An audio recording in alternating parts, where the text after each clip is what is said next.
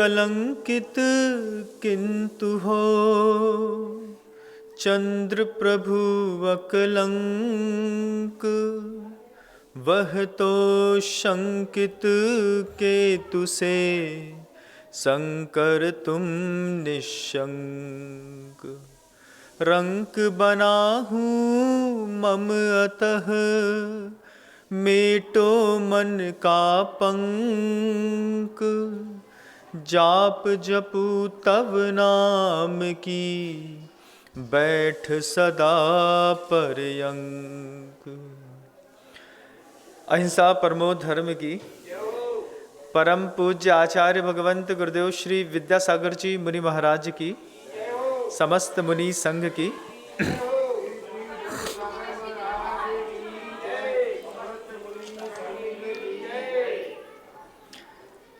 चार सत्रों से एक कथानक जीवनधर चरित्र आपके सामने, यशोधर चरित्र आपके सामने नाना रूप लेकर के आ रहा है।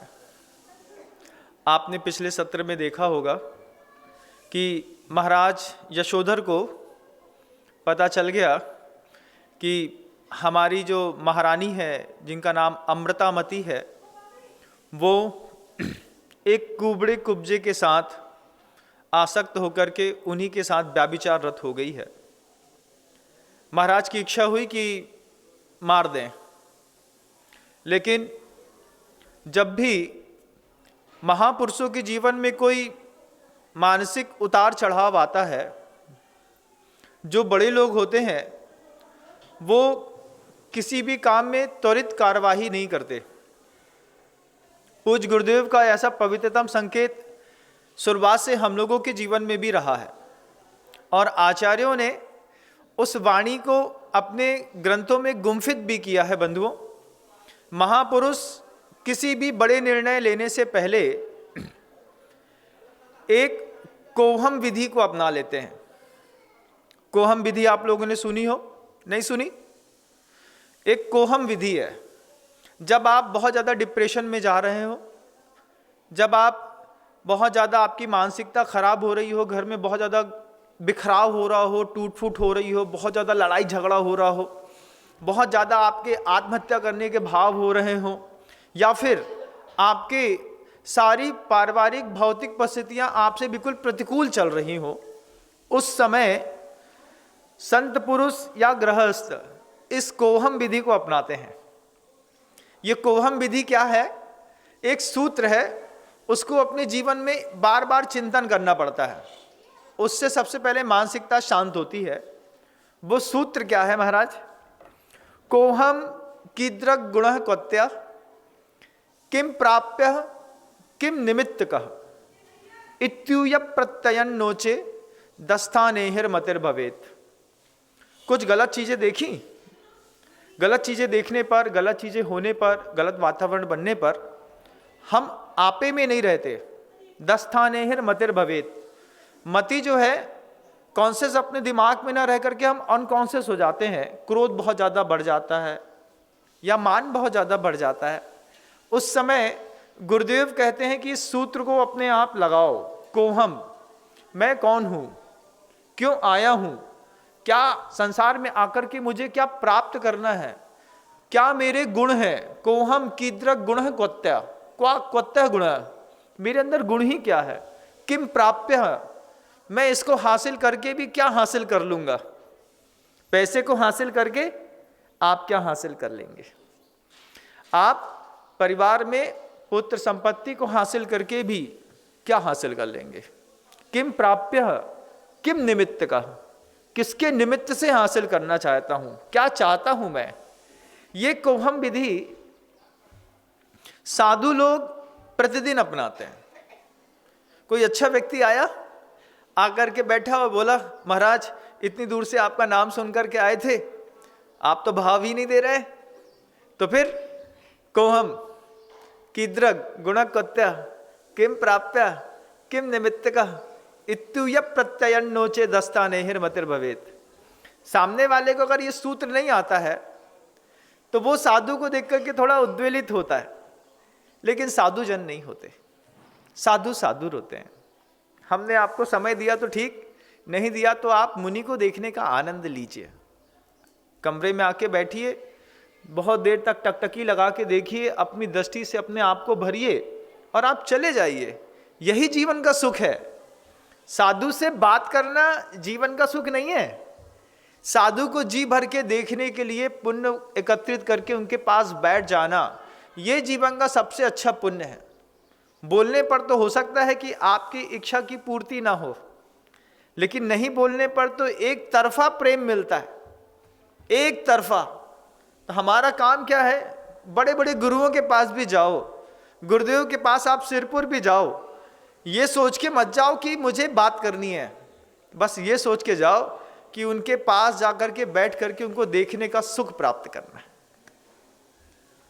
तो वो महाराज यशोधर जब उनको देख लिया कि महारानी अमृतामती जो है वो कुबड़े के साथ आसक्त होकर के नाना प्रकार की क्रियाएं करती है, तो महाराज ने तुरंत कोई कार्यवाही नहीं करी। उन्होंने पहले कुवहम विधि से अपने आप को संतुलित किया, खुद को मेंटल प्रिपेयर्ड किया हर बात के लिए। बार बार वो चिंतन करने लगे, अब मुझे क्या करना चाहिए। और महाराज के अंदर ये बात आई कि महारानी अमृतामती ने जो मेरा मान हनन किया है, मेरी जो मान हानि की है, इस मान हानि की पूर्ति किसी का वध करके नहीं हो सकती। महापुरुषों में आप कभी भी देखिएगा, जितने भी चक्रवर्ती हुए हैं, सम्राट हुए हैं, राजा महाराजा हुए हैं, उनकी थोड़ी भी मान हानि हुई है, उन्होंने मान हानि का कभी बदला नहीं लिया। उन्होंने मान हानि के बदले में हमेशा वैराग्य को धारण किया। आप प्रथमा नियोग का कोई भी कथानक उठा के देखिएगा, किसी की नाक काट दी, उसने दीक्षा ले ली। किसी ने जाकर के किसी को राज हड़प लिया, उसने जाकर के दीक्षा ले ली। कुछ भी काम हुआ, आदमी ने अपनी मान हानि की क्षतिपूर्ति हमेशा वैराग्य से प्राप्त की है। महाराज यशोधर के मन में यह भाव पैदा हुआ कि इसने तो मेरी पूरी नाक ही काट दी, मान हानि हो गई, लेकिन मान हानि का दावा कहाँ करें? जब घर में मान हानि हो तो फिर मान हानि का दावा कहाँ करें? आईपीसी की आपके यहाँ एक धाराएं चलती होंगी, इंडियन पीनल कोड है, भारतीय संविधान दंड संहिता है। उस दंड संहिता में धारा 499 और 500, ये दो हैं। ये दो कैसी धाराएं हैं कि मान लीजिए स्त्री किसी अन्य पति के ऊपर, प्रेमी के ऊपर आसक्त होकर के आपको अपमानित करती है, तो आप आईपीसी की ये दो धाराओं के माध्यम से आप मानहानि का दावा कोर्ट में पेश कर सकते हैं। उसकी भी कंडीशन अप्लाई है कि मान लीजिए उसने इशारे से आपको बताया हो कि मैं उसके साथ आसक्त हूँ या मैं उसके यहाँ रहना चाहती हूँ, या फिर उसने कुछ लिखित कहा हो या मौखिक आपने कुछ सुना हो, तब। नहीं तो आप मानहानि का दावा नहीं कर सकते। उस समय महाराज यशोधर तो मानहानि का दावा करने के लिए, क्योंकि वो खुद राज्य के शासक थे, वो दूसरों की मानहानि का दावा सुनते थे, आदेश देते थे। आज उनके घर में घटना घट गई, और घर में मानहानि प्रत्येक घर में होती है बंधुओं, अलग अलग तरीके की होती है। ये वाली मानहानि महाराज यशोधर को पच नहीं रही थी। कई मानहानि होती है घर के अंदर, और भी होती है ना। मान लीजिए आपने अपने पिताजी से पैसा मांगा, पिताजी ने झड़क दिया, अभी नहीं है, 3 दिन बाद देखेंगे, मानहानि हो गई। माँ बच्चे को दूध पिला रही है, दूध पिलाते पिलाते माँ ने थोड़ा सा तेज देख लिया माँ को, बच्चे को लगा मानहानि हो गई। बच्चे को मानहानि होने में क्या होता है, वो छोटा सा बच्चा है, अभी 15 दिन का बच्चा है, उस 15 दिन के बच्चे की भी मानहानि होती है, तो वो माँ का लेता हुआ दूध उदरस्त न करके गले में फंसा देता है। माँ बहनें इस बात को बहुत अच्छे से जानती हैं। थोड़े से क्रोध में आप बच्चे को दूध पिला के दिखाइए, आप गुस्से में हैं, आप बच्चे को दूध पिलाइए, चलो दबा लिया, ले लिया अंक में, हाँ अब ये दूध पी लेगा। वो दूध उसके गले तक तो जा सकता है, गले से नीचे नहीं उतरता। बच्चे का भी मान है। फिर आप बच्चे का गले से नीचे दूध नहीं उतरता तो आप नाक दबाएंगे, नहीं पड़ा गए तो आप उसको गले में छाती में लेंगे, ऐसा सीधा खड़ा करेंगे कि उसको डकार आ जाए। तो भी माँ का क्रोध बच्चा समझता है, वो दूध नहीं पीता, और पी भी लिया तो 1 मिनट में वो दूध का दही करके बाहर कर देता है। आप लोगों ने देखा होगा। अरे इतनी जल्दी तो दुनिया की कोई फैक्ट्री नहीं है जो दूध को दही में बदल दे। वो जो छोटा सा बच्चा है, वो छोटा सा बच्चा 1 सेकंड नहीं लगता और दूध का पूरा थक्का थक्का दही करके बाहर कर देता है। क्यों? आप दूध पिलाइए लेकिन इज्जत के साथ, इज्जत के साथ प्रेम से पिलाएंगे तो पी लेंगे, बेइज्जती करके दूध पिलाया तो हमसे ना हो पाएगा। वो 15 दिन का बच्चा भी मान समझता है, उसकी भी मानहानि होती है। फिर तो वो महाराज यशोधर थे, उनकी मानहानि हो गई, स्त्री ने कर दी। और दुनिया में हर तरह की मानहानि है। आप कहीं जाने देते हैं तो मानहानि। कैसी मानहानि? महाराज पिताजी से बोला सम्य शिखर जी की यात्रा करने जाना है, पापा ने मना कर दिया। अब लगता तो है कि बस फांसी लगा के लटक जाएं, इस घर में रहना बुरा है, लेकिन क्या करें, हिम्मत नहीं होती। तो मानहानि हो गई, तभी तो बुरा लग गया। अब बच्चा बिगड़ रहा है, बच्चा बर्बाद हो रहा है या बेटी बर्बाद हो रही है, खूब बुरा लगता है माता पिता को। मानहानि क्या? हमारे घर का लड़का सिगरेट पीता है, हमारे घर की लड़की मोबाइल में किसी और से बात करती है, हमारे घर के लड़कों में ड्रग्स लेने की, दारू पीने की आदत पड़ गई, हमारे घर का लड़का रेड लाइट एरिया में मिल गया। मानहानि। बच्चा बिगड़ गया तो महाराज के पास। अब बच्चा बिगड़ने के बाद सुधर जाए, अच्छे मार्ग में चले, तो भी माता पिता की मानहानि होती है। जब बच्चा बिगड़ रहा था तो हमारे पास ले आए, महाराज सुधारिए हमारे बच्चे को, पूरा हाथ से गायब। महाराज ने पकड़ लिया, गिर रहा था, पतंती पतिष्यंती, उसको उठा लिया, धर्म के माध्यम से स्थापित कर दिया। अब वो हमसे स्नेह करने लगा, हमसे पूछता है मार्ग क्या है। हमने बताया मार्ग पतन का नहीं है, उत्थान का है। अब वो बच्चा ऊपर उठना चाहता है। अब फिर माता पिता की मानहानि। हम दीक्षा लेने नहीं देंगे, हम व्रत लेने नहीं देंगे। भैया जब वो दारू पी रहा था तो तुम दारू पीने नहीं दे रहे थे, आज वो दीक्षा लेने जा रहा है तो तुम दीक्षा लेने नहीं देते उसको। तुम्हारा कैसा मान है तुम्हारा? ना बच्चे को गिरने देना चाहते हो, ना बच्चे को ऊपर उठने देना चाहते हो। और अगर गलती से बच्चा किसी का सहारा लेकर के ऊपर उठ गया, किसी साधु का सहारा लेकर के भी, माता पिता को तो ऐसा लगता है जैसे हमारा सब छीन लिया गया है। किसी महाराज का पता चल जाए कि इस महाराज ने हमारी बच्ची को मोटिवेट करके ब्रह्मचर्य दिलवा दिया है या दे लिया है, फिर तो महाराज तो ऐसे दुश्मन दिखाई देते हैं, इसी ने हमारा घर बर्बाद किया है। कल तक वो महाराज बहुत अच्छे थे, बढ़िया बाटी पापला चूरमा खिलाते थे उन्हीं महाराज को, महाराज पधारो महाराज सा, सब ठीक है। और आज महाराज से प्रभावित होकर के बेटे ने ब्रह्मचर्य ले लिया, मुनि बन गए। तब से वो महाराज उसी दिन से दुश्मन दिखाई देते हैं। क्या वो महाराज है ना, क्या बताएं। आप अपना अतीत याद करो। जब आपकी बेटी कहीं भागने तैयार थी, हम ही ने बचाया था। जब आपका लड़का शराब पी करके, दारू पी करके गंदे काम में लिप्त था, उस समय भी हम ही ने बचाया था। उस समय आपने हमारा कितना एहसान माना था कि आपकी कृपा से महाराज हमारे घर का बच्चा बच गया। अब आपका बच्चा आपके देखते देखते भगवान बन रहा है, अब वही महाराज दोषी सिद्ध हो जाते हैं। व्रत ले तो दिक्कत, नहीं ले तो दिक्कत, गिर जाए सो महाराज। पहले तो महाराज के हाथ जोड़ रहे, अब फिर महाराज को कूट रहे। इन महाराज के चक्कर में हमारा पूरा घर निकल गओ, हमारी मोड़ी निकल गई, हमारा लड़का निकल गया, यही हो गया। तो भैया जितने भी लड़के निकलते हैं संसार में, जितनी भी बेटियां निकलती हैं, किसी न किसी साधु संत से प्रभावित होकर के ही निकलती है।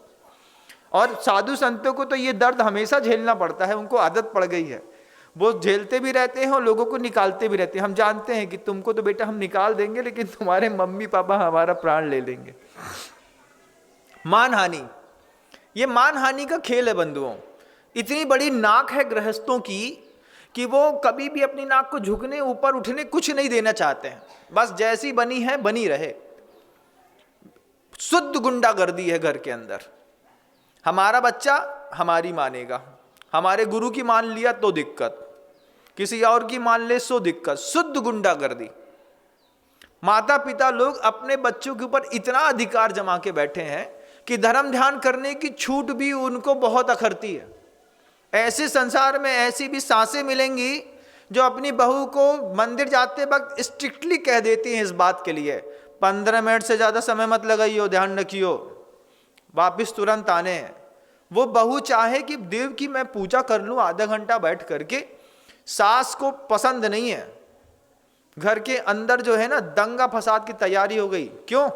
तुमसे बोला था ना 15 मिनट के अंदर वापिस आ जाना, क्या है, कितना टाइम हो रहा है, ऐसा तीज। काहे के लिए गए थे भाई? धर्म ध्यान करने के लिए। और उसमें भी बहू को नई नई साड़ी दे देंगी, 10,000 की, 15,000 की, 20,000 की साड़ी पहन लो, बहुत अच्छी, दिखाना लोगों को मंदिर जाते वक्त हम बड़े घर की बहू हैं। लेकिन मंदिर में ज़्यादा देर रुकना मत, चांदी के बर्तन ले जाओ, मंदिर में द्रव्य चढ़ाना, तुरंत लौट के आना, वहां रुकना मत। स्टेटस प्रॉब्लम है। ऐसे भी संसार में मति भ्रष्ट लोग हैं बंधु। धर्मायतनों में भी बच्चों को, बहुओं को, पुत्रों को भेजते हैं, उसमें गुंडागर्दी करते हैं। जितना हम चाहें बस उतनी देर धर्म ध्यान करो, बाकी चुपचाप वापस चले आओ। क्या मोह का पर्दा आंख में बांध करके लोग जीवन जीते हैं। महाराज यशोधर की जब मानहानि हुई कि पत्नी ने घर के अंदर मान खंडित किया, महाराज सोचते हैं कि ये कुबड़ा, ये महाराज की मैं महाराज मैं और मेरी महारानी अमृतामती इसके साथ आसक्त होकर के जीवन जी रही है, मेरे तो जीवन में धिक्कार है। उन्होंने पहले कोहम विधि से वो सूत्र को जिया, कोहम कीदृक् गुणः क्वत्यः किम प्राप्यः किम निमित्तकः इत्युय प्रत्ययन नोचे दस्थानेहिर मतिर्भवेत्। इसका एक और उल्टा, एक सुल्टा भी है, ये उल्टा है, इसका एक सुल्टी गाथा भी है। सुल्टी गाथा हमको मुनिषी प्रणम्ब सागर जी महाराज ने सुनाई थी। सोहम विद्रक गुणः नित्यः सुह प्राप्त्यः निर्निमित्तकः इत्युय प्रत्ययन नोचे दस्थानेहिर मतिर्भवेत्। पहली गाथा गृहस्थ गाथा है अपने दिमाग को सही करने के लिए। कोहम कीदृक् गुणः क्वत्यः किम प्राप्यः किम निमित्तकः। ये गृहस्थ बार बार सोचता है, अपनी मानसिकता सही कर लेता है। साधु जब साधु मार्ग में आता है तो फिर वो क्या सोचता है, सोहम, मैं सोहम, आए अपनी आत्मा हूं, विद्रक ज्ञान गुण है मेरा, सोहम विद्रक गुणः नित्यः सुप्राप्तः निर्निमित्तकः इत्युय प्रत्ययन नोचे दस्थानेहिर मतिर्भवेत्। मुझे कुछ प्राप्त नहीं करना है, मैं अपने आप में संतुष्ट हूं, ज्ञान मेरा गुण है और किसी भी निमित्त से मुझे किसी भी चीज की प्राप्ति नहीं करनी है, बस अपने आप में रहना है। दस्थानेहिर मतिर्भवेत्। जो साधु ऐसा सोचते उनकी मति कभी भी भ्रष्ट नहीं होती। दोनों का अपना अपना खेल है। महाराज यशोधर ने सोचा, और रात्रि के उस शरद ऋतु में, यही नवंबर दिसंबर का समय था, हल्की हल्की ठंडक थी। महाराज यशोधर सैया में लेटे तो हैं लेकिन उन्हें नींद नहीं आ रही। वो सोचते हैं कल सुबह होते ही मैं निश्चित रूप से भिक्षा ले लूंगा। जो काम मेरे पिता यशबंधुर ने किया था, जब मुझे राज सत्ता सौंपी गई थी तो महाराज यशबंधुर ने कहा था कि बेटा, जीवन के अंतिम पड़ाव में जैसे मैं दीक्षा लेकर के मुनि बनकर के साधना के क्षेत्र में जा रहा हूं, ऐसे तुम भी साधना के क्षेत्र में उतर जाना। महाराज यशोधर सोचते हैं कि मेरा जीवन का अंतिम समय जवानी में ही आ गया है, मैं अभी ही दीक्षा लेकर के यहां से निकल जाता हूं, क्योंकि स्त्री को समझाना बहुत कठिन है। नीतिकार इस बात को बिल्कुल साफ सुथरा कहते हैं। लिखी है नीतियां, मां के लिए नहीं कही, बहन के लिए कुछ नहीं कहा, लेकिन स्त्री के लिए ऐसे कठोरतम शब्दों में ऋषि मुनियों ने संदेश भेजे। त्रिया चरित्रम पुरुषस्य भाग्यम देवो न जानाति कुतो मनुष्यम। स्त्री का चरित्र और पुरुष का भाग्य देवता भी नहीं जानते, महाराज यशोधर भी नहीं जानते थे। इतने दिनों तक महाराज यशोधर को लगता था कि अमृतामती हमारी है। जब आंख से देख लिया कि हमारी है नहीं है, किसी उस कुबड़े की है, तो मानहानि का दावा तक किसी से न कर पाए। दीक्षा लेने की सोची, पुरुष का भाग्य कहां से कहां पलट देती है वो स्त्री। उसके लिए साफ साफ कहा है नीतिकारों ने, अगर वो किसी के प्रेम में पागल हो जाए तो छोटी मोटी आपत्ति तो बहुत दूर की बात है, विकराल काल भी उसको रोक नहीं सकता। प्रेम में अगर आ जाए किसी के तो, और अगर किसी का नाश करने में आ जाए तो अपने घर के पूरे लोगों को एक साथ मृत्यु की सैया में सुला करके भी वो अपने प्रेमी के साथ भागने का सामर्थ्य रखती है। स्त्री के अंदर इतनी गहरी वासना और इतनी क्रूरता भी स्त्री के अंदर है बंधुओं, मां बहनों के अंदर की बात नहीं हो रही। क्योंकि अनेकांतदर्शी जीवन है। एक स्त्री जब पुरुष के साथ आसक्त होकर के वासना या इंद्रिय का व्यवसाय करती है, ये उस छवि की कल्पना यहां पर प्रस्तुत की जा रही है, ना कि किसी मां की और बहन की। मां और बहन की पवित्रता दिग दिगंत तक विश्वव्यापिनी है, और अगर वो व्यापिनी ना होती तो हम मंदिरों में उनको बिठा करके पूजा ना कर रहे होते। दिग दिगंत तक मां और बहन की प्रतिष्ठा विश्वव्यापिनी है बंधुओं। स्त्री में हमेशा एक क्वेश्चन मार्क खड़ा रहा, हमेशा। महाराज यशोधर ने सोच लिया कि मुझे दीक्षा लेनी है और मैं कल सुबह अपने पुत्र यशोमती को राज्य दे करके यहां से बाहर निकल जाऊंगा। महाराज यशोधर सुबह सो के उठते हैं, इतनी उदासीनता है महाराज यशोधर के हृदय में, उनका किसी भी चीज में मन तक नहीं लग रहा था, क्या करें क्या ना करें। अब वो महाराज यशोधर जैसे ही अमृतामती को देखें और उनके मन के अंदर वो रात का वो दृश्य नजर आए कि रात के उस दृश्य में क्या कर रही थी, किसके साथ कैसी आलिंगनबद्ध थी, मुझसे सहन नहीं हो रहा। और महाराज यशोधर ये भी सोच रहे हैं कि अगर मैं यहाँ पे चुपचाप पड़ा भी रहा तो ये अमृतामती तुरंत ताड़ जाएगी, क्योंकि स्त्रियों को पुरुष का मनोभाव पकड़ने में 1 सेकेंड से ज्यादा समय नहीं लगता। 1 सेकेंड। स्त्री के आंखों में वो खासियत है कि पुरुष का चेहरा देख करके वो पुरुष के अंतर के भाव को पकड़ लेती है। Face is the index of the heart जो है, इसकी इस सूत्र को जितना अच्छा स्त्रियां समझती हैं पुरुष नहीं समझता, क्योंकि पुरुष हमेशा साफ सुथरा रहता है, चेहरे में लीपा पोती नहीं रहती। अंदर की बात चेहरे में तुरंत दिखाई दे जाती है। क्रोध में है तो क्रोध दिखाई देगा, खुशी में है तो खुशी दिखाई देगी। लेकिन जो लोग बहुरूपिया रूप धारण करके घूमते हैं, उनका ना क्रोध पकड़ा जा सकता है, ना उनका लोभ पकड़ा जा सकता है, ना उनकी मायाचारी पकड़ी जा सकती है। कुछ भी उनका पकड़ना बहुत मुश्किल है बंधु। पुरुष का तो सब कुछ स्त्री 1 सेकेंड में पकड़ लेती है। हाँ, इनके क्रोध दिख रहा है, इनको मान दिख रहा है, इनको दुख दिख रहा है। महाराज यशोधर सोचते हैं कि अगर थोड़ा भी चूका तो ये अमृतामती अभी पकड़ लेगी कि महाराज को मेरी बात पता चल गई है। तो महाराज यशोधर उठे, बेमन से उनने अच्छे से नहाया धोया, तैयार हुए, टीका चंदन लगाया, स्वस्ति वाचन हुआ, भाण लोगों ने आकर के उनका जो है स्वस्ति गायन किया, सब कुछ प्रॉपर हुआ। महाराज अपने समय पे देव पूजा इत्यादि करके सिंहासन में जाकर के बैठे, बगल में अमृतामती को भी बैठाया और राज सिंहासन का संचालन चल रहा था। महाराज यशोधर अपने चेहरे से दिखा रहे हैं कि सब कुछ नॉर्मल है और अंदर से सब कुछ एब नॉर्मल है। जब आपको झटका लगता है घर के अंदर, तब भी आप ऐसे ही करते हैं ना, बाहर से आओ भैया बैठो। तो कुछ जो बहुत ज़्यादा सफल होते हैं गिरगिट जैसा रंग बदलने में, उनके चेहरे को तो नहीं पढ़ा जा सकता, लेकिन सीधे सहज लोगों को तो कोई भी पढ़ लेता है। थोड़ा सा चेहरा उतरा, तुरंत पकड़ लिया। महाराज यशोधर वहाँ बैठे बैठे सोच रहे हैं कि मैं कैसे इन लोगों को तैयार करूं, और वो बार बार सोचते सोचते अपनी माँ के पास जाकर के माँ चंद्रमती से कहते हैं, माँ रात में मैंने एक बहुत बुरा सपना देखा। क्या सपना देखा बेटा? माँ मैंने सपना देखा कि यमराज मेरे ठीक सामने खड़ा है और मुझसे बार बार एक ही चीज कह रहा है कि अगर तुमने इसी वक्त दीक्षा नहीं ली तो मैं तुम्हारा वध कर दूंगा, तुम अभी दीक्षा ले लो।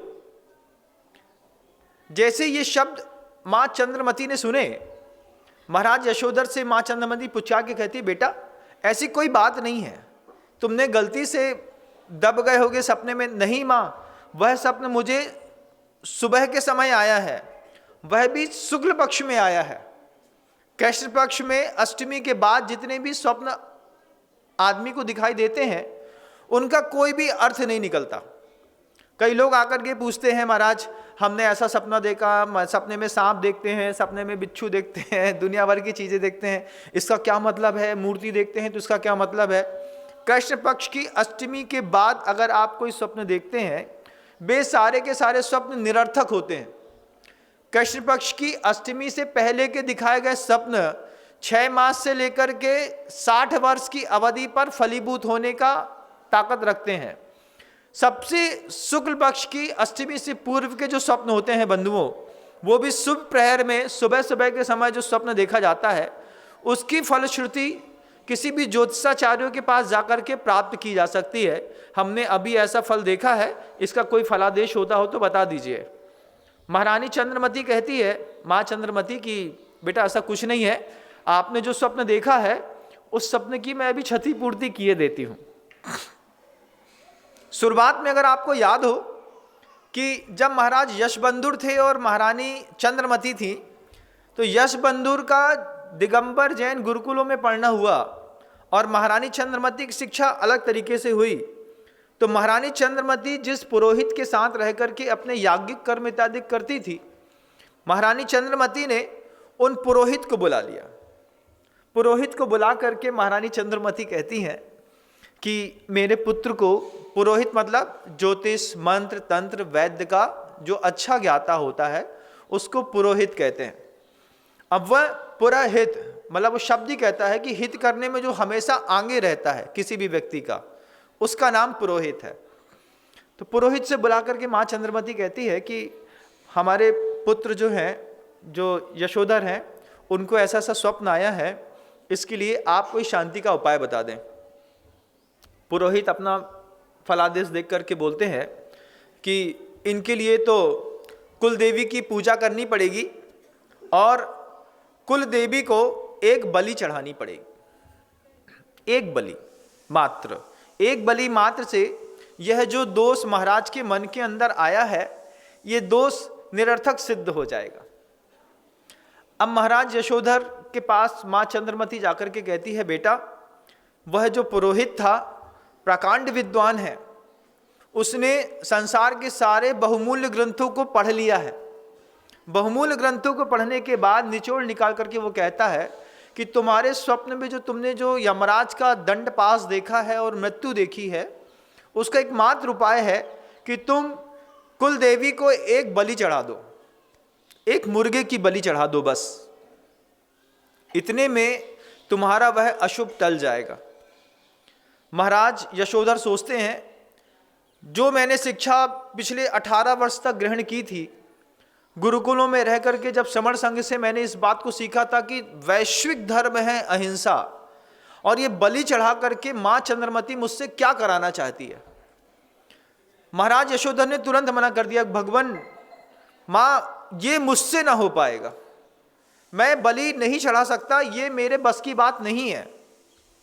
महाराज यशोधर बार बार सोचते हैं कि देखो मेरी स्त्री मेरी आंख के सामने व्याभिचार करती है और मेरी माँ उस व्याभिचार और उस दोष से मुक्त होने के लिए मुझे बलि चढ़ाने की प्रेरणा देती है। स्त्री भी काम की नहीं रही और माँ का ये पुरोहित के साथ इसका धर्म भी मेरे किसी काम का नहीं है। नीतिकारों ने बहुत अच्छी बात लिखी है बंधुओं। नीतिकार कहते हैं, माता यस्य गृहे नास्ति प्रिया च अप्रियवादिनः अरण्यम तेन गंतव्यम यथा ग्रहम यथा अरण्यम तथा ग्रहम। कि जिसके यहाँ माता येन ग्रहे नास्ति, जिसके घर में माँ नहीं है, माँ मतलब जिसके घर में दया नहीं है, माँ मतलब जिसके घर में अनुकंपा नहीं है, वात्सल्य नहीं है, माँ का मतलब जिसके अंदर ज्ञान नहीं है, माँ जिसके अंदर जो है समझाइश और धैर्य नहीं है। माता यस्य गृहे नास्ति, जिसके घर के अंदर दया नहीं है, अनुकंपा नहीं है, ज्ञान नहीं है, धैर्य नहीं है, क्षमा नहीं है, जिसके घर के अंदर शांति नहीं है, इसको माँ संज्ञा दी गई। माता यस्य गृहे नास्ति प्रियाचा, और जो पत्नी है अप्रियवादिना, रोटी खिलाएगी और जहर उगलेगी। रोटी में तो घी लगाएगी लेकिन जो मुंह से जहर उगलती है वो देखने लायक रहता है। बड़ी मम्मी ने ऐसा कहो है, अब भाई रोटी खिलाते वक्त ही बोलने की जरूरत है क्या? अभी 1 घंटा शांति से खाने तो दो, फिर बात करना। तो आधा वाइब्रेशन तो रोटी बनाते वक्त खराब कर दिया, क्योंकि कुड़कुड़ कुड़कुड़ कुड़कुड़ करके रोटी बेले जा रही है, सब्जी बनाया जा रही है, दाल बनाया जा रही है, तो जितनी आधी दुर्भावनाएं थी वो कुड़कुड़ करके उसने उसमें डाल दी। फिर जितना कुछ बचा कुचा था, जैसे ही देखा कि बच्चा वहां घूम रहा है, जेठ जी वहां गए हैं, तुरंत उगल दिया सुनो, हाँ शाम को हमसे ना हो पाएगा, सुबह का हमने बना दिया है, शाम को जिससे बनाते बने बनवा लेना। और ऐसा बोलती तेज, कैसा तेज, जिसमें 2 कमरे बगल में अगर माँ है, नंद है, देवरानी है, जेठानी है, उसको सुनाई दे जाए। और जैसे ही वो सामने आए तो फिर नहीं दीदी ऐसा कुछ नहीं है, अभी तो तुम तेज बोल रही थी, हम अपनी बात नहीं कर रहे थे। अब समझदार को तो इशारा काफी, और ना समझे तो ये सारा काफी। तो वो समझदार को इशारा मिलता है थोड़ा सा। पति को खिलाते खिलाते उसके कान में पहले जहर उगल देती है, तुम्हारी माँ हमको ऐसा बोल रही थी, समझा लियो अपनी माँ को, नहीं तो हमारी माँ भी है। अरे क्या हो रहा है, ऐसा देखता है आदमी, बोले हाँ माँ को समझाओ, नहीं तो अभी मम्मी जी का फोन आने वाला है। और आदमी दुनिया में जितनी मम्मी जी की कीमत करता है इतनी माँ की नहीं करता। कभी भी आप देख लीजिएगा, मम्मी जी घर के अंदर आई और तुरंत मम्मी जी ये ले लीजिए, मम्मी जी ये ले लीजिए, मम्मी जी ऐसा, मम्मी जी के साथ तीरथ, मम्मी जी के साथ देव वंदना, मम्मी जी के साथ पूजा, मम्मी जी के साथ शिखर जी, मम्मी जी के साथ गिरनार जी। अरे मम्मी जी के इतने पिछलग्गू हो, जेके जी, जेके जी समझते हो? जेके जी नहीं समझते, समझ जाना जेके जी किसको कहते हैं। हाँ उसका शॉर्ट फॉर्म है। तो भी जो जेके जी होते हैं वे अपनी माँ के साथ कभी तीरथ नहीं जाते, मम्मी जी के साथ जाते हैं। दुनिया में जितने भी जेके जी हैं वे कभी अपनी माँ के साथ चौका भी नहीं लगाते। और जैसे ही मम्मी जी मिली, मम्मी जी बोलेंगे बेटा चौका लगाने, हाँ मम्मी जी चलिए ना हम तैयार हैं। सारा बिजनेस बंद, सारी दुकानें बंद, सब कुछ बंद। दुनिया में ऐसे जेके जी बहुत सारे मिलेंगे आपको बंधु। ये क्या है भगवान माने, जम्मू एंड कश्मीर नहीं बोल रहे हैं जेके जी का मतलब आप जम्मू एंड कश्मीर समझ लें। जेके जी का मतलब बस मैं अपने मुंह से नहीं खोल रहा, लेकिन आप सब जानते हैं, दुनिया जानती है। ऐसे जेके जी हैं, माँ बोलेगी बेटा एक शांति विधान कर लें, हमारे पास टाइम नहीं है। और मम्मी जी का 300 किलोमीटर दूर से फोन आए, बेटा घर में इतने गांव में महाराज जी आए हैं, हम सोच रहे थे चौका लगा लें। बोले मम्मी हम अभी बस अपने उसको लेके आ रहे हैं, अपनी बस लवली भी आ रही है और मैं भी आ रहा हूं, बस लवली भी तैयार और मैं भी तैयार। गाड़ी उठाई और क्या बोले, बोले कुछ नहीं थोड़ा सा काम है, दुकान का काम करके आते हैं, इसको डॉक्टर को दिखाना है, डॉक्टर को दिखा लेंगे। महाराज झूठ बोला, सीधे अपनी ससुराल में जाके टर। अब वहां चौका लगाए, ए स्वामी मन शुद्धि वचन शुद्धि काय शुद्धि आर्जल शुद्ध है। अरे जेके जियो, थोड़ा घर में अच्छे से जियो। जितना मम्मी जी के लिए मरते हो इतना अपनी माँ के लिए भी मरना सीखो। वो बेचारी माँ बार बार सोचती है कि जब से बच्चे की शादी क्या कर दी, बच्चा तो हमारे हाथ से चला ही गया। आधा पत्नी के साथ रहता है और पत्नी से ज़्यादा तो माँ के साथ। इन दो से बचा तो वो साली सरहज रहती ही हैं फिर, और इनकी अगर यूनिटी मिल गई है तब तो फिर कहना ही क्या है। 2 4 5 तो ऐसे ही हलाल होते रहते हैं। ऐसे संसार में लोग रहते हैं बंदों। मैं गलत बोल रहा हूँ क्या? हाँ समर्थन है ना आप लोगों का? हाँ समझ में तो आ रहा है आप लोगों को। इस बात को सीखना। वहां पर आचार्य क्या कहते हैं, माता यस्य गृहे नास्ति प्रिया च अप्रियवादिनः अरण्यम तेन गंतव्यम यथा गृहम तथा अरण्यम। जैसा घर है और जैसा जंगल है दोनों एक जैसा है।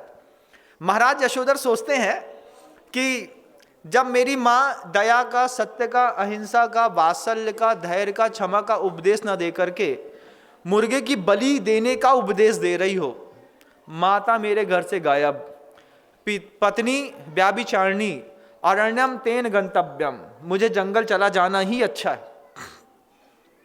जंगल जाने के लिए तैयार हुए। माता चंद्रमती यशोधर का हाथ पकड़ के खींच करके बोलती, बेटा पुरोहित बहुत अच्छा है, तू एक बार बस पूजा करा ले पुरोहित से और उसमें मुर्गे की बलि दे दे। मां अहिंसा परमो धर्म है, हम बलि नहीं देंगे। पुरोहित धीरे से समझाते हैं, नाथ अगर आप मुर्गे की बलि ना दे पाए तो आप आटे का मुर्गा बना करके उसकी बलि दे दीजिए। सोचिए, आटे का मुर्गा बना के उसकी बलि दे दीजिए। इतनी सी बात पुरोहित ने कही। मां चंद्रमती ने भी कही कि हाँ बेटा, तेरे को जीव की हिंसा करने में दोष लगता है, आटे में तो कोई जीव नहीं है ना, आटे की बलि दे देना तू। अब महाराज यशोधर के मन के अंदर इतनी उथल पुथल थी। महाराज यशोधर जैसी ऐसी बात देखते रहे, इतना प्रेशर था लोगों का घर के अंदर, मां चंद्रमती का, पुरोहित का, मंत्री का, कि महाराज यशोधर चुप बैठ गए और मौनम सम्मति लक्षणम, ऐसा समझ करके मां चंद्रमती ने थोड़ा तेज बोल करके यशोधर महाराज के सामने ही एक आटे का मुर्गा बनाने का संदेश दे दिया। जाओ एक आटे का मुर्गा बना के लाओ। जी महारानी। आदमी चला गया, 1 घंटे के अंदर आटे का मुर्गा बना करके वो चुपचाप ला करके सामने ला करके महाराज यशोधर के सामने खड़ा कर दिया। आटे का ऐसा मुर्गा बनाया बंधुओं कि आटे के मुर्गे को देख करके महाराज यशोधर के आश्चर्यचकित नेत्र हो गए। महाराज यशोधर बोलते हैं, बोला था ना क्या कि हम बलि नहीं चढ़ाएंगे? अरे महाराज, ये आटे का मुर्गा है, आटे का मुर्गा है। देखने में ऐसा लग रहा था कि बिल्कुल सीधे जानदार मुर्गा खड़ा किया है। वैसे आटे का पूरा शेप दिया, आकार खड़ा किया, वैसे ही उसके रंग भरे, जहां हरा होना चाहिए था, जहां कलगी में लाल होना चाहिए था, जितनी ऊंची गर्दन होनी चाहिए थी, जैसी प्यारी लाल कलर की चोंच होनी चाहिए थी, ठीक वैसे ही आटे का बिल्कुल सजीव दिखता सा मुर्गा बनाया। और पंख भी ऐसे खोल के रखे उसके कि महाराज यशोधर को लगा कि अभी ये उड़ ही जाएगा। महाराज यशोधर ने क्रोधित दृष्टि से और फिर लाए हुए व्यक्ति से कहा, लाओ ये आटे का मुर्गा। ये आटे का मुर्गा है? हाँ महाराज, आटे का मुर्गा है। देख करके जब छू करके देखा महाराज यशोधर ने, वास्तव में वो आटे का मुर्गा था। महाराज आश्चर्यचकित हो गए कि इस आटे के मुर्गे को तुमने ऐसा सजीव कर दिया है कि देखने में ऐसा लग रहा है कि साक्षात जीवित मुर्गा रखा हो। इस आटे के मुर्गे की बलि देनी है। महाराज बार बार अंदर ये संशय में सोच रहे हैं, कहीं ऐसा तो नहीं कि इस आटे की मुर्गी से कुछ पाप हो जाए। आप तो जैन कुल में पैदा हुए हैं, आपने कभी आटे की मुर्गी की बलि दी है क्या? आपसे पूछना चाहते हैं, कभी किसी आटे के मुर्गे का वध किया है आप लोगों ने? जैन समाज के लोगों से पूछ रहा हूं मैं। नहीं किया? नहीं किया? किया है। आपने आटे का मुर्गा भी मारा है, आपने मोर भी मारा है, आपने मछली भी मारी है। नहीं महाराज, हम तो जैन, खून देखते ही साथ उल्टी आती है। नहीं, आपने मारी है। याद करो, याद करो, जब आप अभी ये ठंडी का नवंबर दिसंबर का महीना है, जब किसी के घर में शादी होगी और रिसेप्शन में जब आप किसी सलाद की टेबल पे रात में जाते हैं और उसमें वो बहुत बड़ी फिश बनाता है, बहुत बड़ी सलाद से बतख बनाता है, बहुत बड़ी सलाद से मछली बनाता है, या फिर कोई मोर बना करके ऐसा खड़ा कर देता है जहाँ हरी ककड़ी लगा देता है, बीच में मशरूम लगा देता है। पूरा शेप जो है, जो सलाद के डिज़ाइन करने वाले डिज़ाइनर होते हैं, वो पूरी सलाद का जो शेप है वो पूरा जानदार जीवों के ऊपर बना करके रखते हैं।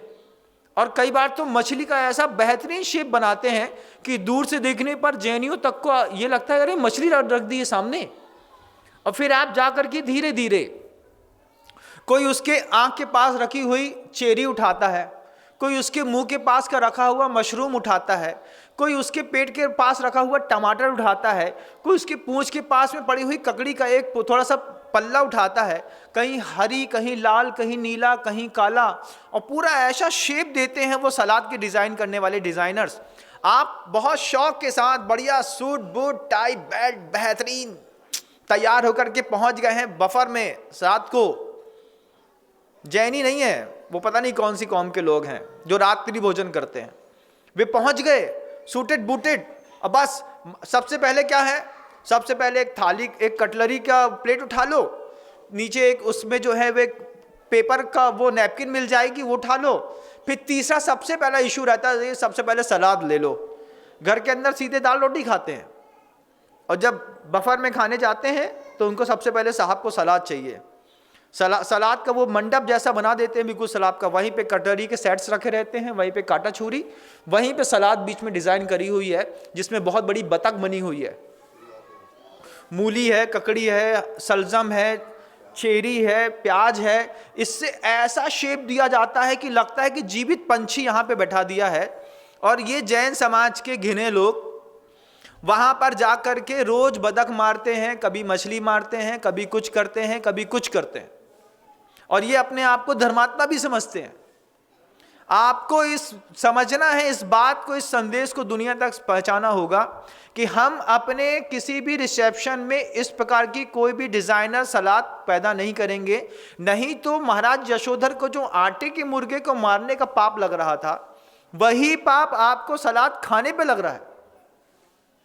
जब आप सलाद में किसी मछली के शेप का, मछली का कोई अंश निकाल कर खाते हैं, आप ये मत समझना कि आप ककड़ी खा रहे हैं, आपको मछली के भक्षण का ही दोष लगने वाला है, और लगता है। लेकिन हमारी मति ऐसी मारी जाती है कि अब इतने बड़े रिसेप्शन में कौन बोले, कुछ नहीं करना है, कुछ भी नहीं करना है, उसको देखना भी नहीं है, उस तरफ अनुमोदना भी नहीं करनी है ऐसे रिसेप्शन में जाकर के सलाद की।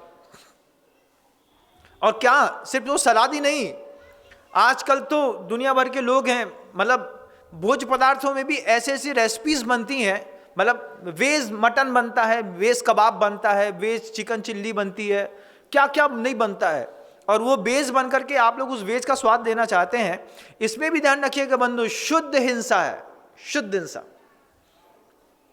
आप लोग, जो लोग इस तरीके का भक्षण करते हैं, बनवाते हैं, बनाते हैं, खाते हैं, खिलाते हैं, खाने की अनुमोदना करते हैं, ये सारे लोग जब बिल बिला करके किसी नाली में, इतनी सी नाली देखना, ठंडी के दिनों में देखना, नाली जब जाम हो जाती है, उसमें रेत जम जाती है, बारिश का पानी रुक चुका होता है और कई दिनों साफ नहीं होती, और ठंडी के दिनों में सूरज की रोशनी पड़ती है उस नाली में, रेत में, तो रेत में थोड़ी सी जो सूरज की किरण पड़ती है, उस समय रेत में, वो नाली में वो रेत देखना, नाली की रेत, उसमें लाखों खरबों जीव bill bill bill bill bill bill करते रहते हैं।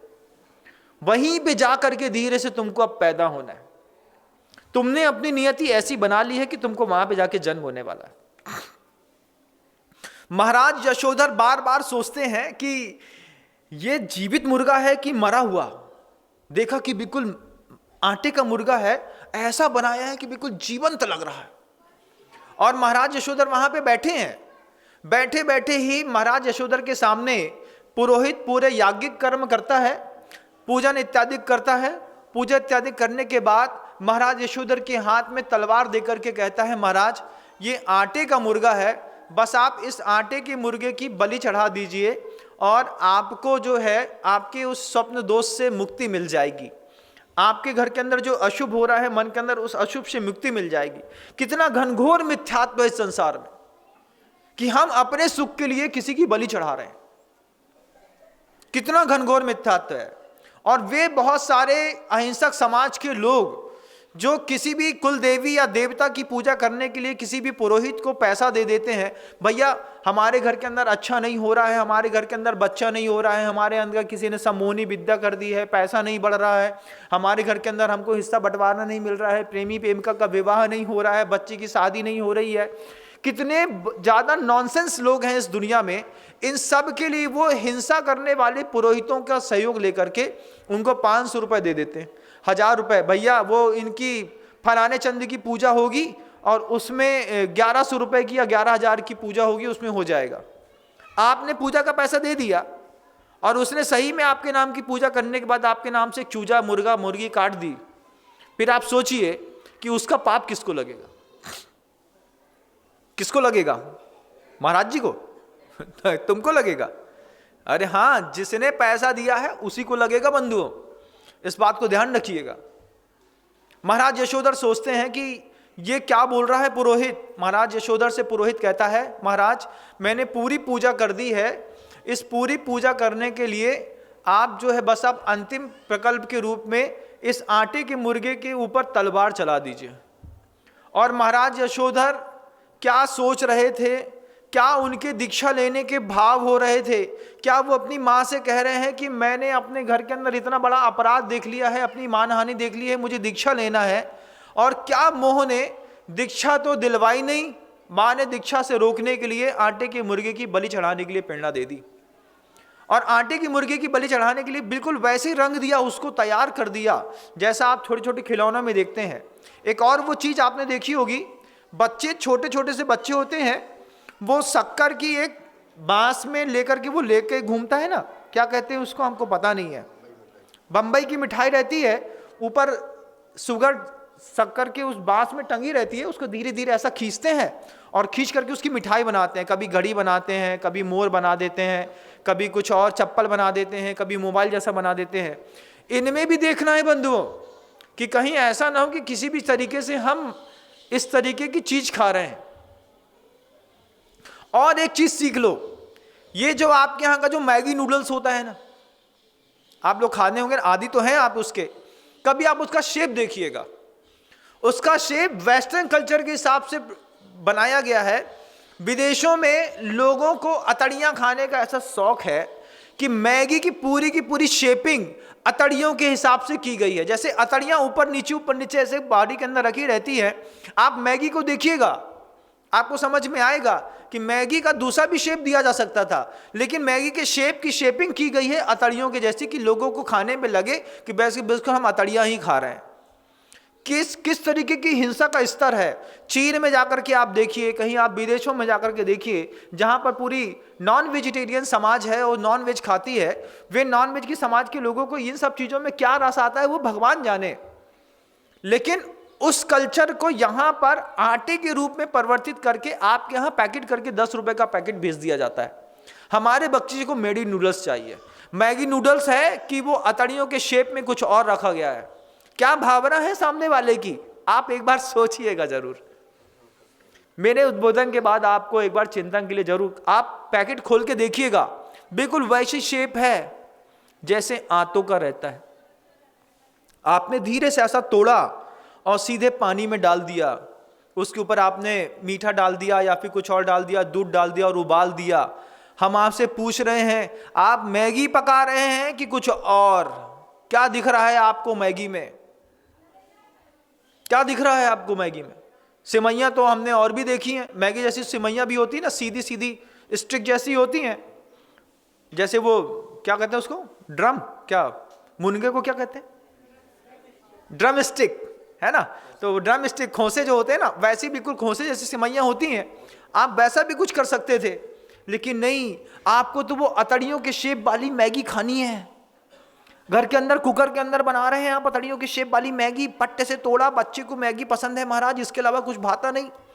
उसका वो जो कंटेंट है जिसमें केमिकल जो रिएक्शन मिला करके ऐसे टेस्ट बड्स बनाए गए हैं कि उसका जो पाउडर है उसके बिना तो बच्चा रोटी खाएगा ही नहीं महाराज, चाहे कुछ हो जाए, और आप दे रहे हैं। खिलाइए, किसने मना किया है? लेकिन एक बार प्रवचन जरूर सुन लीजिए, उसके बाद आपके कुकर में डालती हुई मैगी आपको किस रूप में दिखाई देगी आपको खुद समझ में आ जाएगा। खुद आपको लगेगा कि हाँ महाराज आप जो कह रहे हैं वो बिल्कुल सही दिख रहा है। ये वेस्टर्न कल्चर के लोग, विदेशी कंपनियां जो हैं, इसी तरीके के शेप में बना करके और यहां पर इसको प्रस्तुत कर रहे हैं, और इतने वर्षों से हम उसको खाते भी चले आ रहे हैं। कितना घनघोर परिवर्तन है इस देश का, अंतर्मन का। महाराज यशोधर जहां वो दीक्षा लेने जा रहे थे, महारानी चंद्रमती ने उनके हाथ से तलवार से मुर्गा खंड खंड करा दिया, आटे का मुर्गा खंड खंड करा दिया। मात्र आटे का मुर्गा खंड खंड महाराज कर रहे हैं, और महाराज अंदर ही अंदर बार बार ये सोच रहे हैं, ये मैंने पाप किया है कि पुण्य किया है, इसका फल क्या मिलने वाला है, क्या होगा इसके फल के बदले में, क्या जीवन है मेरा। और महारानी चंद्रमती उससे रहा न गया। जैसे ही महाराज यशोधर ने मुर्गे के आटे के मुर्गे के खंड खंड किए, महारानी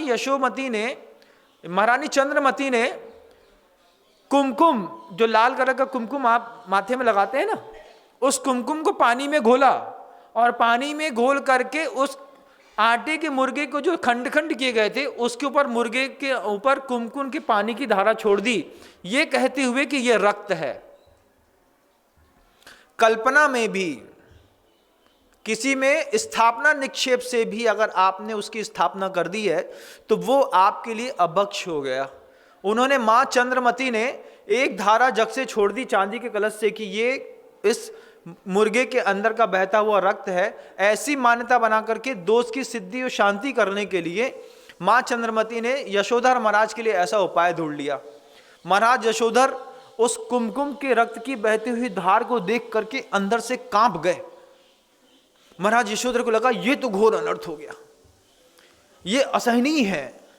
लेकिन क्या करते महाराज, काम तो कर चुके थे, हिंसा तो कर चुके थे, वो हो चुकी थी। उन्होंने आटे के मुर्गे के खंड खंड कर दिए और महारानी चंद्रमती ने, जो उसकी माँ थी, उन चंद्रमती ने उसके ऊपर कुमकुम के रक्त की प्रवाह छोड़ करके और क्षतिपूर्ति करी और आपस में हर्ष विषाद करते हुए ताली बजा करके सब संपन्न होने के बाद पुरोहित अंत में कहता है, महाराज बलि तो दे दी, अब इस बलि का यज्ञांश आपको और लेना है। यज्ञांश समझते हैं? नहीं समझते, बिल्कुल भी भोंदुओं है। पंडित तो समझते होंगे। यज्ञांश होता है, क्या होता है? यज्ञ में आहुति में जिस जानवर को आपने चढ़ाया है, उस यज्ञ के चढ़ाए हुए आहुति के यज्ञांश में जब तक पुरोहित और यजमान दोनों उस यज्ञ के उस चढ़ाए हुए पदार्थ का भक्षण न कर लें, इसको कहते हैं यज्ञांश। कर्मकांड वाले बहुत अच्छे से जानते होंगे, यज्ञ में आहुति देने वाले भी इसको बहुत अच्छे से जानते होंगे। जो अपनी कुल देवी को प्रसन्न करने के लिए किसी भी चूजे की, मुर्गे की, भैंसे की, बकरे की, दुनिया भर में ऐसा वैसा प्रचार है बंधुओं, ऐसा घिनौना प्रचार है। आप सौभाग्य वाले हैं कि आपने ये सब आंख से देखा नहीं है।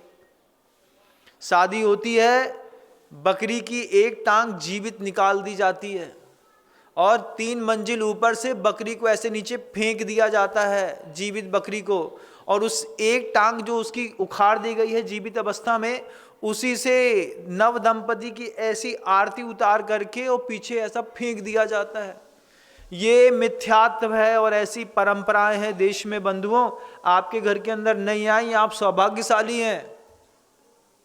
बहुत कुछ ऐसी परंपराएं हैं जिसको आज तत्काल से बदलने की जरूरत है। तत्काल से बदलने की जरूरत किन किन परंपराओं की है, एक उदाहरण, 2 उदाहरण देकर के आपको बताऊं, अच्छा लगेगा आपको। आपके घरों के अंदर जब कभी शादी विवाह होता है, तो जब शादी विवाह करके आप लेकर के बहू को आए, बहू को क्या करते हैं? सीधे गृह प्रवेश कराते हैं? गृह प्रवेश नहीं कराते? कराते हैं?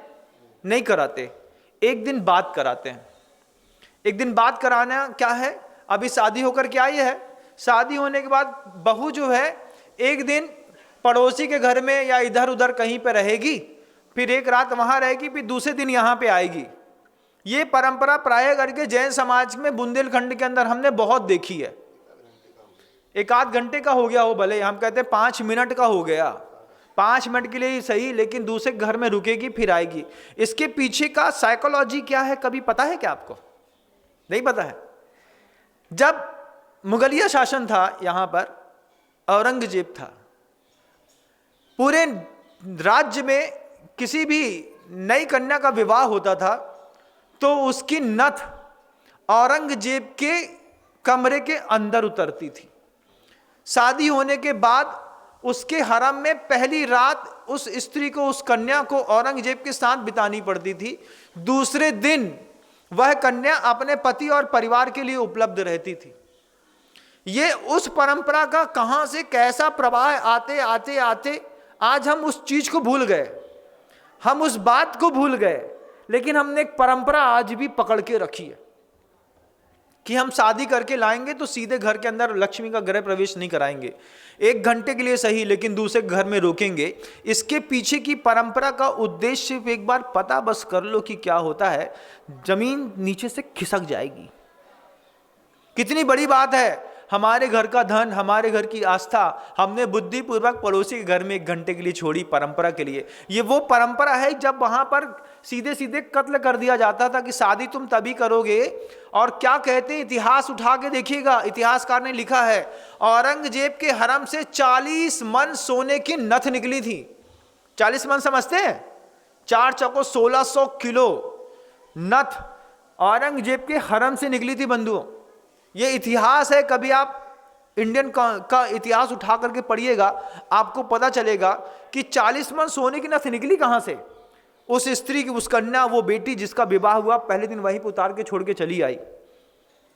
ये इतिहास पढ़ा है मैंने, ये इतिहास बताया भी गया है, और आप भी आज भी पढ़ सकते हैं इस इतिहास को। और इस इतिहास की पूर्ति करने के लिए आप किस तरीके से आज उस परंपरा का निर्वाह करते हैं कि एक दिन या 1 घंटे या आधे घंटे के लिए सही, लेकिन नव दंपति की, वो नव विवाहिता वधू है, वो किसी दूसरे घर में रुकेगी। कौन सा कोरम पूरा हो गया? आप सोच लीजिएगा, अगली बार करने से पहले भी सोच लीजिएगा कि हमको इस परंपरा का पालन करना भी है कि नहीं करना है। नहीं करना बहुत अच्छी बात है, करने से कुछ होता नहीं, बिल्कुल शुद्ध आइडियोलॉजी है। ऐसी एक और परंपरा आपको दिखाई देती होगी कि जब वो बेटी का विवाह करते हैं तो विवाह के वक्त उसके लिए जो है एक वो लाल कलर का चोला पहनाते हैं। क्या कहते हैं उसको? पिछौरा। पिछौरा समझते हैं? दुनिया भर के लोग नहीं समझते होंगे, ये सब बुंदेलखंड में चलता है। पिछौरा, पिछौरा क्या होता है कि लाल साड़ी पहनाते हैं उसको चला करके, कि शादी में सुहागन लाल साड़ी ही पहनेगी, और उसके ऊपर एक लाल कलर का पिछौरा उठा करके उसके बाद ही शादी के फेरे पड़ते हैं। वो पिछौरा क्या है, कभी जानने की कोशिश करी? पिछौरे के पीछे का इतिहास क्या है? कभी पूछा किसी से? इतिहास में टटोल के देखा कि पिछौरे का इतिहास क्या है? महाराज आप बता दीजिए। अन्य संप्रदायों में जब विवाह होता था, आज 200-300-400 साल पहले की बात मैं आपको बताना चाहूं, तो विवाह के वक्त ताजी गाय को मार करके उसकी पूरी खाल स्त्री के ऊपर ऐसी डाल दी जाती थी। तो जब खाल पलट के डाली जाती थी तो अंदर से वो लाल दिखती थी और ऊपर से काली। वो विवाह की परंपरा उस समय चला करती थी। आज भी नेपाल में इस तरीके की परंपराएं चल रही हैं बंधुओं। आप यूट्यूब या दूसरे माध्यम से सर्च करके देख सकते हैं। आप वो परंपरा देखिए कि गाय की पूरी खाल, गाय को मार करके वो जो नव कन्या है, ये शुभ रहे, सौभाग्यवती रहे, इसका सौभाग्य हमेशा फलता रहे, उसके लिए वहां पे बलि चढ़ा करके उसकी पूरी खाल को उस कन्या को ऊपर ऐसे उड़ा दिया जाता था। सिक्किम में, मिजोरम में चले जाइए, आज भी ये परंपरा चलती है। उड़ा दिया। अब उड़ाने के बाद खूब नाच गाना, बहुत तेज आवाज करने के साथ दुड़ दुड़ दुड़ दुड़ ऐसा करके, फिर आवाज करके, और फिर उसकी वो पूजन पद्धति और सब कुछ होता है। जिनके समाजों में होता है वो बहुत अच्छे से इस बात को समझते हैं। उस परंपरा को वहां से उठा करके हम यहां पर पता नहीं क्यों ले आए, और लाल चोले के साथ इस तरीके का पिछौरा डाल करके हम आज भी विवाह करते हैं। और चक्रवर्ती विवाह बिल्कुल अलग तरीके का होता है बंधु। अभी आप जब देखिएगा, दिसंबर में एक विवाह समय शिखर जी की तलहटी में होने वाला है, गुणायतन में, हमने सुना है। उस विवाह को आप देखिएगा, चक्रवर्ती विवाह, जैन विवाह परंपरा बिल्कुल अलग है कि दंपति में जो नवयुवक नवयुवती हैं वो पूरे दिन उपवास रखते हैं, शांति विधान करते हैं, निर्जल उपवास रखते हैं, 7 दिन तक 7 अलग अलग तीर्थ क्षेत्रों की वंदना करते हैं, गुरुओं का आशीर्वाद लेते हैं, 8 दिन तक ब्रह्मचर्य का शुद्ध पालन करते हैं, उसके बाद गृहस्थ जीवन में प्रवेश करते हैं। क्या वो निर्मल परंपरा और किन परंपराओं का हम घर के अंदर निर्वाह कर रहे हैं? महाराज यशोधर ने ऐसी परंपरा का निर्वाह कर तो दिया, लेकिन महाराज अंदर से कांप गए कि मैंने अच्छा किया कि बुरा किया। महाराज बार बार चिंतनशील है, चिंतन कर रहे हैं, और चिंता करते करते करते महाराज के मन के अंदर ये आ गई कि हर हाल में मैं कल सुबह यशोमती को अपना राज्य दे करके दीक्षा के लिए यहां से निकल जाऊंगा। रात गुजरी और सुबह महाराज यशोधर ने यशोमती का राज्याभिषेक कर दिया। राजा यशोमती का राज्याभिषेक किया तो महारानी अमृतामती अपने राजमहल में थी। महारानी अमृतामती को पता भी न चला। पता तो तब चला जब बंदियों ने बहुत ज़्यादा शोर मचाना शुरू किया, और महारानी चंद्रमती, माँ चंद्रमती बार बार सोचती रही कि पुत्र तू मेरे इतने बड़े अनुष्ठान करने के बाद भी ना माना और दीक्षा लेने के लिए जा रहा है। तो महारानी चंद्रमती वो सोचती है इस बात के लिए कि पहले मेरे पति चले गए, आज मेरा ये पुत्र जा रहा है, अब मैं क्या करूं। और महाराज यशोधर ने पक्का निर्णय ले लिया था, यशोमती को राज्याभिषेक किया। और जैसे ही अमृतामती को पता चला कि महाराज यशोधर ने यशोमती का राज्याभिषेक करके सिंहासन से नीचे उतर आए हैं और वो दीक्षा लेने के लिए जा रहे हैं, महारानी अमृतामती महाराज यशोधर के लिए दौड़ी दौड़ी वहाँ से आ रही है। इसके बाद वो महाराज यशोधर से क्या कहती है, इसके लिए हम पुनः उपस्थित होंगे। इस संवाद को आगे बढ़ा करके इसको और जीवंत करके कुछ प्रेरणा लेने की कोशिश करेंगे। अभी समय ने अपनी सीमा के अंतिम छोर पे है। वाणी को विराम देता हूँ। अहिंसा परमो धर्म की। भगवंत गुरुदेव श्री विद्यासागर जी मुनि महाराज की। जा वाणी के ज्ञान से सूझे लोकालोक, सो वाणी मस्तक नमु सदा देत हूँ दुख। माँ जिन वाणी भारती तोहे जपो दिन रैन, जो तेरी शरणागहे सो पावे सुख चैन।